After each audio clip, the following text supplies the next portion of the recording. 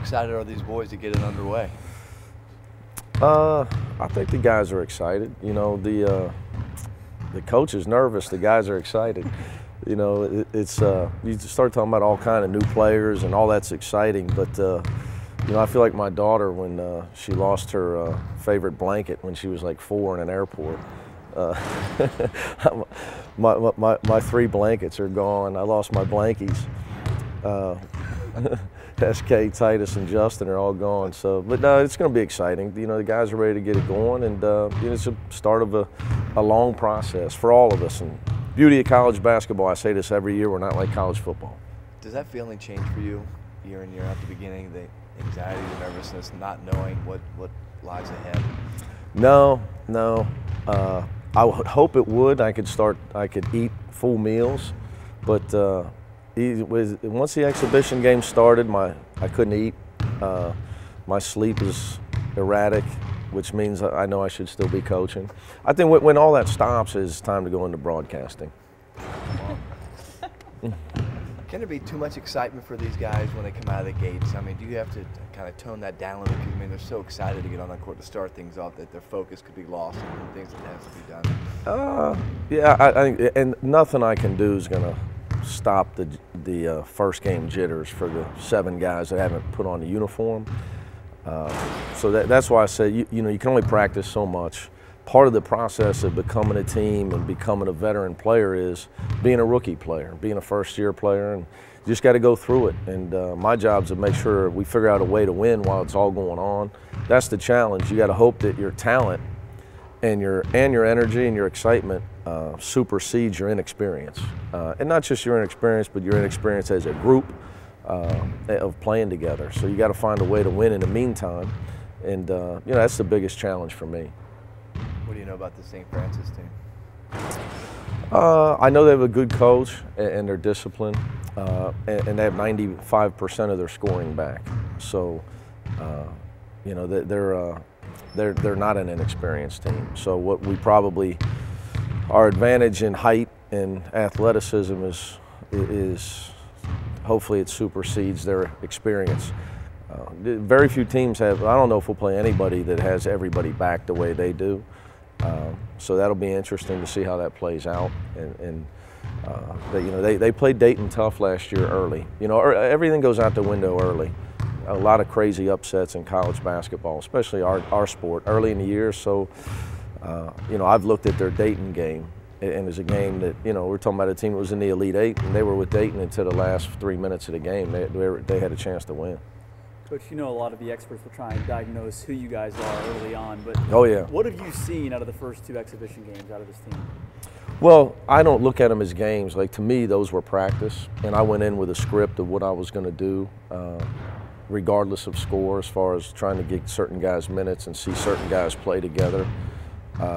So for me, I don't really look at what anybody else may say about our team, or any team, but for that matter, you can't talk in definites. We're going to have ups, we're going to have downs, and you just got to keep going to work every day. That's the hardest part of my job, to make sure my players understand that, because nowadays with the media and the social media, you're either the greatest or the worst, depending on your last result. And none of it's true, you know, none of it's true. So you just got to try to get better every day in practice. No matter what happens Friday night, we got to make sure we have a good practice on Sunday, and just worry day by day. You know, I just try to keep them day by day as much as I can. Through those 2 exhibition games, good and bad, what did you see that stood out to you? Well, I think it was all good because we just, you know, this team, we need to play games together. I think we did a lot of good stuff, did a lot of bad stuff. You know, I don't look at the results the way fans look at results. So, you know, with each player, I tell them where I think they're doing well and where I think they can improve. And for me, I got to get their mind on defense and rebounding. And you know, where young players are focused on their points and their playing time, because that's where all their friends are focused on. And winning teams are focused on defense and rebounding and togetherness. So that's the biggest challenge I got as a coach, and you know, we've got to learn that we better worry about those things or we will struggle. And I don't care what team you are and what sport you play. That's just a fact of team sports. Speaking of young players, how important is it for confidence for some of these guys to instill early on that you know that they can do what you recruited them on? Yeah, that's a good point. You know, it's like I always say, you know, it's hard to have confidence, but you say, well, he you know, he's a good shooter. He just needs confidence. Well, it's hard to be confident if you don't make any. Right. You know, so my message to our guys, like the younger guys on offense, I tell them, you know, there's a cheat sheet. It's called take the easiest shots, throw the easiest passes.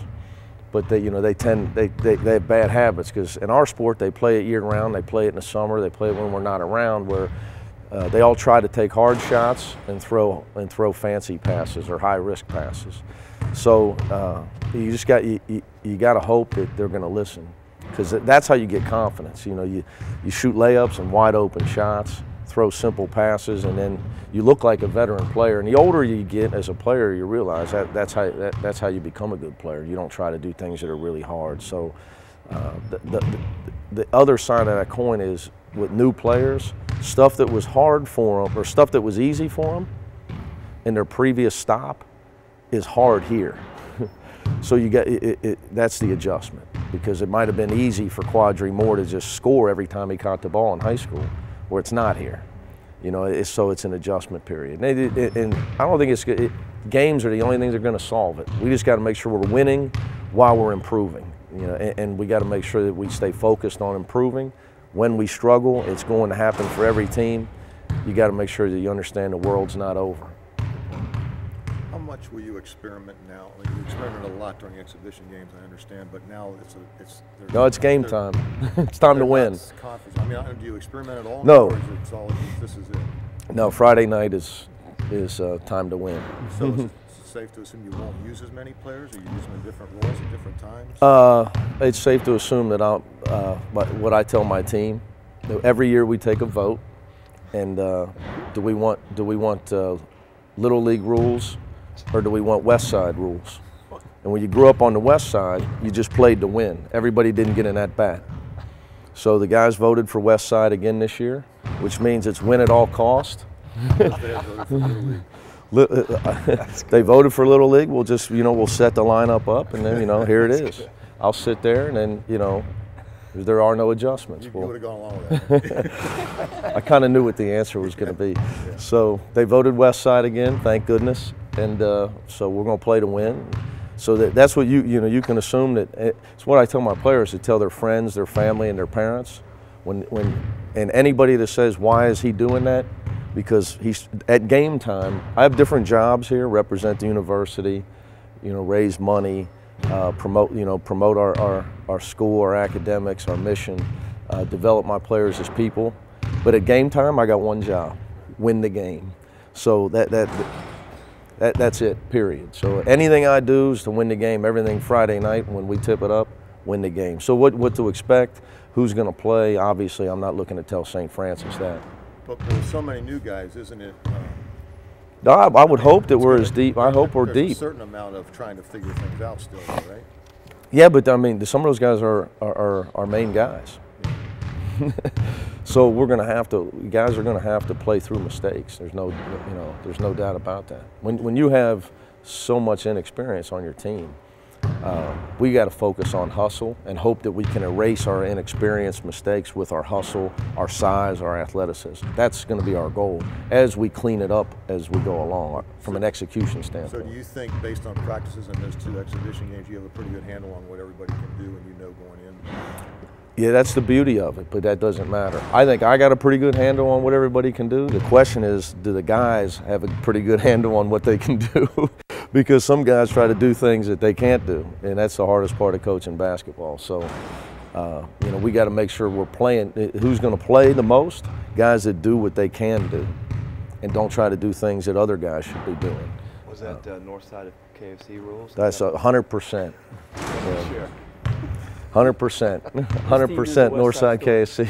100%. We played to win, baby. Deshaun Morgan, good graces? Good Oh, yeah, I love Deshaun Morgan.